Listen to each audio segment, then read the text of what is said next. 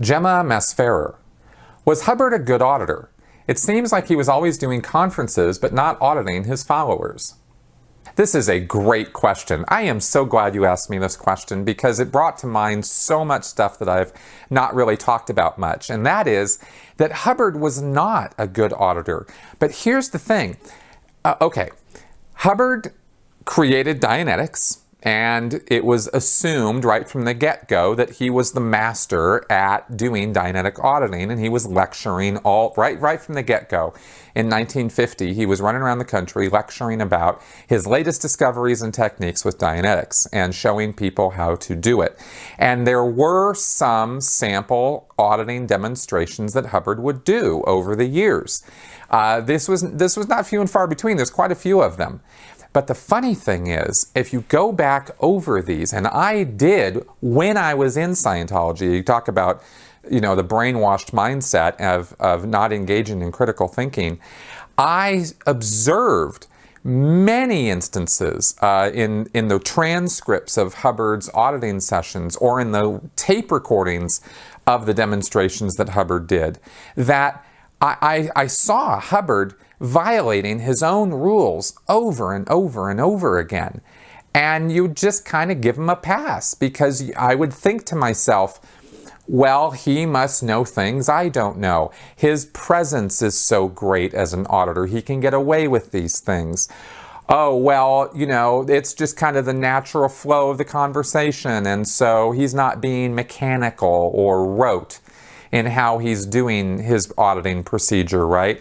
Or, well, he's doing research all the time, so maybe when he's doing research on things and showing, how he audits, then maybe he's experimenting with things, right? I mean, I came up with all kinds of really stupid ideas to try to make sense of why it would be that Hubbard would not acknowledge the person who he was auditing, when it's a very firm rule in Scientology that every time the person gives an answer to a question, the auditor is supposed to acknowledge the pre-clear, right? It's supposed to say thank you, or good, or thank you, thanks for telling me that, or I got it, or something to indicate to the pre-clear that the auditor heard what he said. And there were tons of times Hubbard didn't acknowledge it at all. He just kept going. Or he would tell the pre-clear what was happening on the e-meter. Just flat out, oh yeah, we got this little registration here, got this little tick here, got this little, oh, your needle's dirty right now. And this was after Hubbard had written a bulletin specifically stating, you never, ever, ever tell the pre-clear what the meter is doing. Ever. Right? You just don't do that, because it draws the pre-clear's attention to the meter, when the pre-clear's attention is supposed to be on himself and on his case, on his past experiences. That's where the pre-clear's attention is supposed to be at, not on what the meter's doing.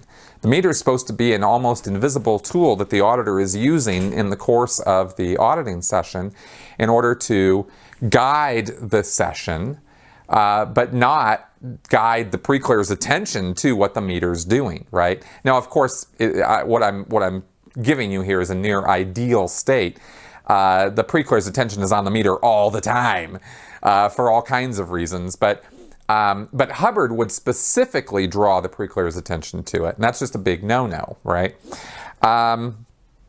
So I used to wonder about that when I was in Scientology. I used to listen to those things, and I used to just go, God, I guess I got a long way to go to figure out how to audit like Ron, because he's just does things that I just don't think you're really supposed to be doing in a session. I would get, and it became almost after I started kind of thinking about it, you chew on something like that long enough, and you have to say something to somebody. And so I would drop little comments here and there and sort of, float these little things out there, see if people would respond to them. And sometimes people did. They'd just go, huh, and sometimes they'd just go, huh, okay, well, whatever. And doesn't matter. Doesn't matter. Yeah, it's Ron. He's violating the rules of auditing, but who cares? cares? You know, that was pretty much how the reception I would get in bringing this up to people. So I kind of went, okay, well, this isn't going to get any legs, and I'm not going to run with this.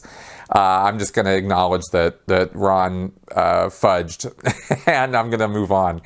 And you know, it was just another little chink in the in the wall of the beliefs, you know, that led me to that.